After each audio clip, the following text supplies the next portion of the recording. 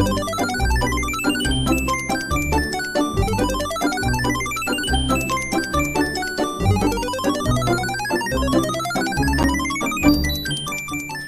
back to Radio Taiwan International. You're listening to Geek Out. What's your cup of tea, tickles your fancy, or floats your boat? Join us as we share passions from people in Taiwan and around the world.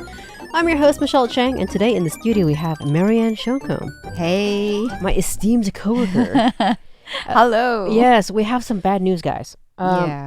This show will be on Thursday. This will be my last week here. Yeah, it's so sad. Oh my God. I know. So Marianne is leaving us after, how long have you been here? 2 years. Mm-hmm. It's been a while. It's been a while, but at the same time, not enough time. Like, Right? It feels like it just flew by really fast. Oh, it does. Yeah. Oh, man. Yeah, I've only been here a little bit longer than you, and it feels like time has whipped by. Yeah. It's interesting, like, when you're going through the daily routines, you're just like, la, la, la, la. You don't think too much about the time, right? Right. But then, like, these things happen and you start thinking about how much time has actually passed by, and then you realize, holy smokes, it's been 2 years. Yeah, I think this gets worse as you get older. Wait, what? What do you mean? Well, I've had people who are, older, like in their 60s, 70s, and 80s, tell me that the older you get, the faster the time goes. And that's terrifying. Really? Yeah. I don't know, because I don't have a lot We're not there yet. Yeah. Hopefully not for a while. Hopefully not for a while, yes. Anyway, yes. I figured we should geek out today about your experience at Radio Taiwan International, because this is an unusually nice, our chemistry in the office is amazing. It's a wonderful group of people. We all get along well. Mm-hmm. We have enormous fun talking about anything and everything under the sun. We don't fight. Right? And nobody's toxic. Exactly. So there is not really office drama like I have experienced in most other office places. Same. I was just sharing with a friend, like, one of the things I'm going to miss completely is just the chemistry we have. We all genuinely have fun, and I think we all really like each other. Yeah. Hanging out in the office. Well, let's paint a picture a little bit of an average RTI day. Now, our news shifts don't generally start until the afternoon. Yes. So we pop in after lunch. You have a leisurely lunch and then come into work. And while we are writing news articles, which generally are boring, that is my personal opinion. I generally don't like writing news because I don't like politics and all of that. Yeah. But somebody cracks a joke in the office, or we're standing around eating snacks or on the snack table, and then we just start talking as a conversation. Yeah. And sometimes, like, even if the news is boring, so we share our thoughts about it, and then, like, we go off tangent about different things. And one of the things that I really enjoy is just how everyone has their own opinion. Oh, yeah. But it's not just the fact that you're openly sharing your opinion, but it's just everyone has a very unique and interesting viewpoint. Yes. And we get into discussions, very heated sometimes. but not in a mean, argumentative way. It's just very passionate. Yes. I think that's what it is. And also, like, everyone's just very funny about their thoughts and opinions. I think however we wound up all together in the office, was it the hiring team? I'm not sure. But all of us are very charismatic people. Talking myself up here. I'm just saying. And I didn't say a word, but okay. I who feel have really obvious personalities. Like, we are capable of expressing ourselves very honestly, and we have these personalities that are all of us are very unique. Yeah, and I think the listeners, if you listen to here in Taiwan, you get a hint of that chemistry, listening to people talk and share about the different funny or interesting news articles. Yeah, I actually really liked that show when they have it on. It's kind of an on and off show. It's a gap filler, I would say, in our program, but I've always found it the discussions are very entertaining. And they're fun. They're fun. Yeah. Yeah. Well, tell me about your journey. Before coming to RTI, I have never really had on-hand studio experience. Okay. I have a degree in mass communications, so I did do a couple of internships, right? But it's different when you're actually working with a radio station. Yeah. So this was my first experience. I remember you were training us. Oh, yes, I remember this. And I was only, I think, 4, 5, or 6 months old at the time because there was a mass exodus of employees. Not because of anything bad happened, but we had a couple of old hands retire. Yeah. And we had Taiwan Plus snipe some of our people. Here's looking at you, Taiwan Plus.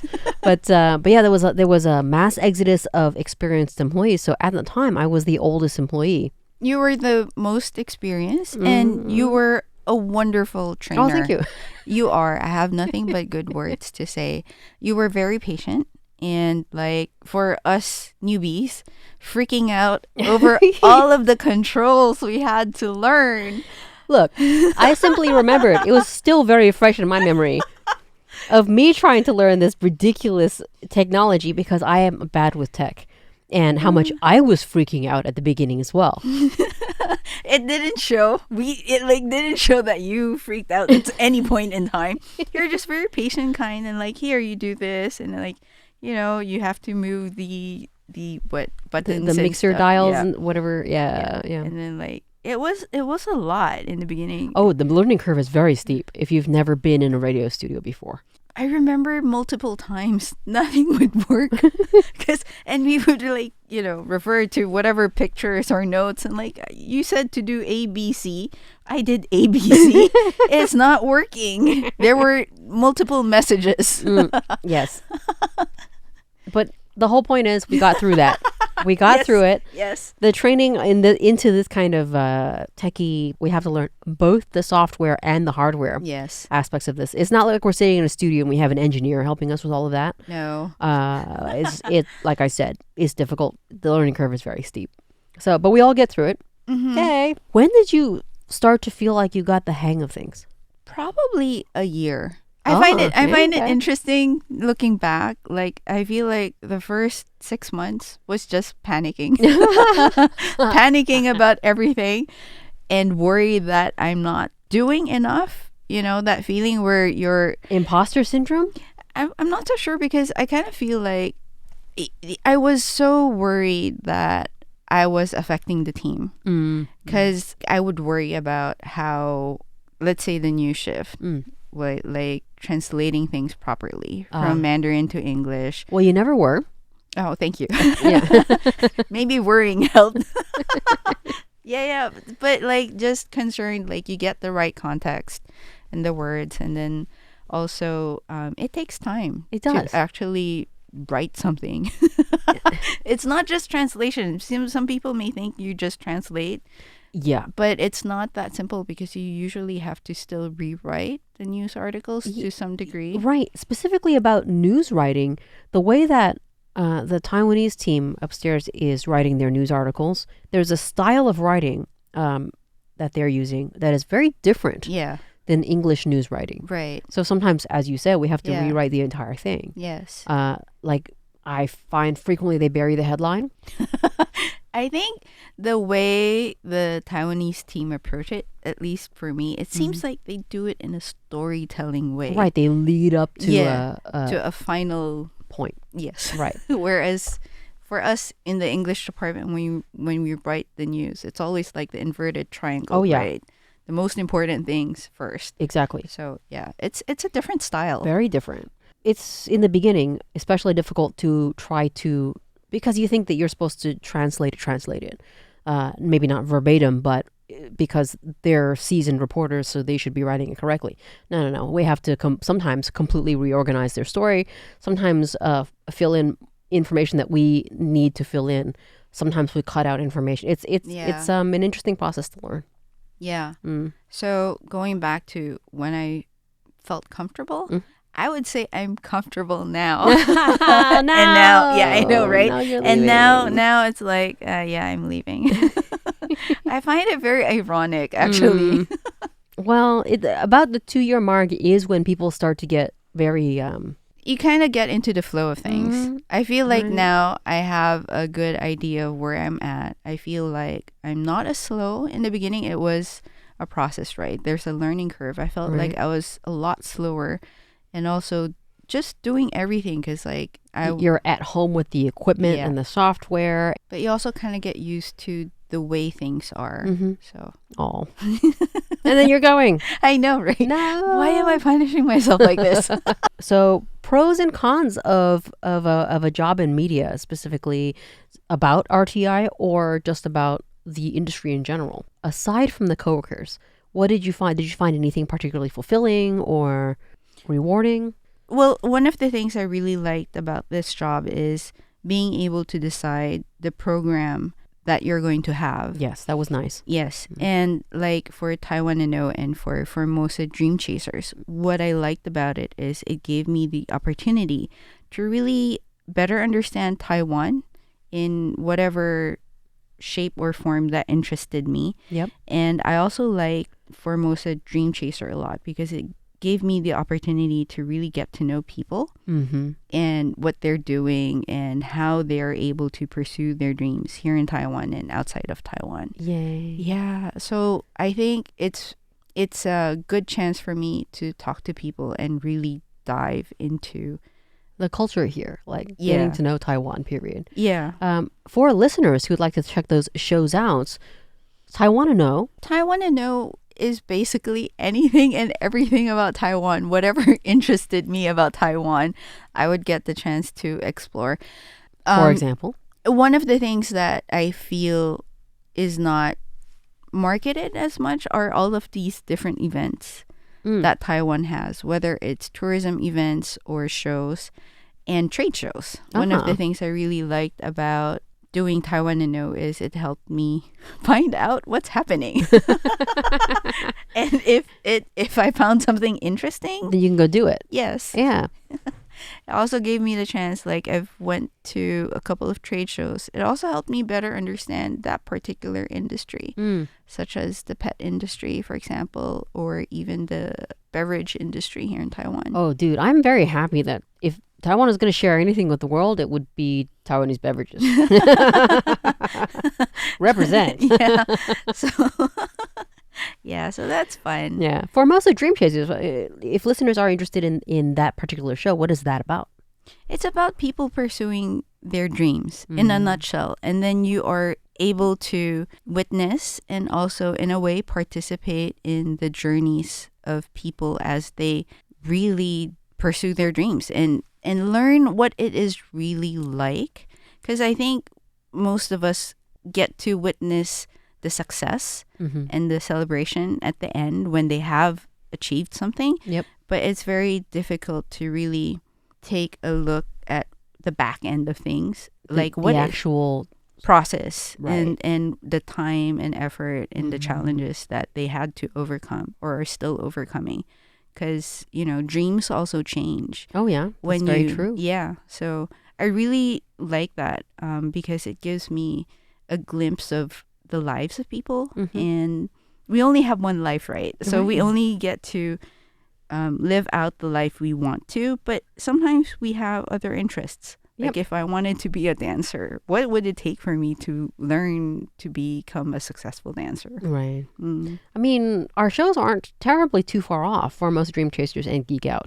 Geek Out is a little bit just more lighthearted. It's about hobbies and not so much having a dream that you're actively and steadfastly pursuing. But it is a glimpse into the many different facets of people's lives and perhaps the journeys that they're going through. So. I'd like to share one particular episode that that really hit home. Oh. We did an interview with some North Korean defectors, and it really brought home the fact that for those of us who are lucky to live in an environment that is free, that is democratic, some of the things that other people have to do just to be able to choose the type of life that they want to live. Right. I think that encapsulated it. That probably is a very emotional episode. It was a very hard episode to interview because the person we interviewed, she was sharing like when she escaped North Korea, she literally had to face the reality that she could die in pursuit of just wanting to live the life she wants to live. And that's something that a lot of us in the free world take for granted. Yeah, we don't think about it. We don't think about it. I mean, if I wake up and I don't want to go to work, I could technically play hooky. I don't do that, really. Or if I really wanted to, you know, go on the street and shout something that it might be controversial, I can go do that. Yeah. Also, like she was saying that the jobs that they had, it was chosen for them. They had no choice. Really? Yeah, they had no choice into the type of work and in terms of like the salary. Because was really curious, like if the government chooses what you do, how do you get paid? She was sharing like the equivalent salary like she would get was equal to a bottle of soju for 1 month's work. That's insane. Thank you. Like that was my exact reaction. What? I was like, how do you live? And she was like, that's why a lot of people, they have to do other things, like 2 to 3 jobs just to be able to survive. But even then, right, there are certain freedoms that you cannot do. And these military soldiers or policemen would also ask you, like, if you seem to be a little bit more affluent than normal, where you would get your money. And if you couldn't answer, they would just throw you into jail. Prison. Yeah. That's awful. And so it's just about luck. Yeah. Whether or not you are at, you know, in the right place at the right time to be assigned into a job that may pay better or not. And then if you just happen to have the bad luck to be drafted into a poorly paying position and you get 1 bottle of soju a month worth to live on, that's just the roll of the dice. Is that what it is? Jeez. Wow. Right? It is. It's mind blowing. Like for me, it was such an extreme example of like trying to imagine what life would be like if I just happened to be born in North Korea. Like it was an amazing and also like Humbling. I felt heartbroken. Yeah. Also, Yeah. like just if you think of the hardships other people have to go through. For listeners who don't actually live in Taiwan or know much about Taiwan, we are a very free and democratic country. Yes. And RTI, as a media organization, has also been a joy to work for because honestly, we don't really experience any kind of attempt to control what kind of information we're putting out, censorship wise. So it's been a really fun time. It definitely has. Like I don't have anything negative to say about the organization. And since this is my last week, I've been going through the clearance process. And it's been touching because like it's my way of saying goodbye to the different departments. And they're like, oh, why are you going? And then it's also nice because they actually know me. Yeah. It's been, and this is like the first time I was exploring the entire building because I have to go to visit different departments. Yeah, it's actually a pretty large building with a lot of little crevices and departments and little rooms and stuff. A lot of people work for RTI, surprisingly. Where are you going? Oh, I'm moving down to Kaohsiung. I'm going to be working with the Philippine office, the Philippine representative office, specifically their labor department. So I'm going to be helping migrant workers with their concerns. That's actually a really lovely thing to do. Oh, thank you. It's something that I've always felt strongly about because I feel like as foreigners sometimes in any country, like you do need help. Yes, of course, because perhaps the native language of whichever country you're in is not your mother tongue. Right. Maybe you barely speak it or not at all. And what if something happens? Exactly. And it's something that I'm also familiar with. We've talked about this. Yep. You were on Geek Out earlier. Yes. Speaking about being a court interpreter. Yes. And I interpreter? have, yes. And I still do that for the court in the police department here. when there are cases of English speakers or Filipino speakers who need help with the Mandarin. Right. Yeah. Because it is really important that those people have someone to support them and perhaps translate effectively. Yeah, for them just to be able to ensure that whatever information they're giving is precise and it's not lost in interpretation. Lost. Yeah, okay. Lost in translation. What is that would be a yes, that would be good. Yeah, because bad stuff happens then. Yeah. I think all of us who have been a foreigner who's moved to a new country kind of understand how scary that can be as well. So emotionally and psychologically speaking, your presence doing that job is really admirable. Thank you. We try. I'd like to think I'm leaving the world with some good karma on my end, like I'm doing some good for people. Yeah, absolutely. But obviously, we're really sad you're leaving here. We are going to miss you. I'm gonna miss everyone. I am. And okay, this is for you and for all the listeners. The last episode of Taiwan to Know is dedicated to everyone here at the office. And also to the listeners, of course. Oh my goodness. I obviously will tune in. We will all tune in. Everyone in the world will tune into that one. Yeah. But yes. Well, you'll be continuing to do Formosa Dream Chasers, right? Yes. For a while anyway. For a bit of a, yeah. Hey. Thank you so much for geeking out with me today, Marianne. No, thank you. Thank you for the invite. And I hope listeners will continue to follow her journey. We'll follow your Formosa Dream Chaser. Yes. Yeah. As you continue to go. Hopefully you'll leave us little crumb trails on your life adventure. Okay. Will do. Thanks, listeners, for tuning into Radio Taiwan International. I'm Michelle Chang, and we'll be back next Thursday with another episode of Geek Out. Bye. Bye. And I kind of chose Marianne's song for her because we were all singing it in the office in tribute. Here's Zhang Zhenyue with 爱我别走.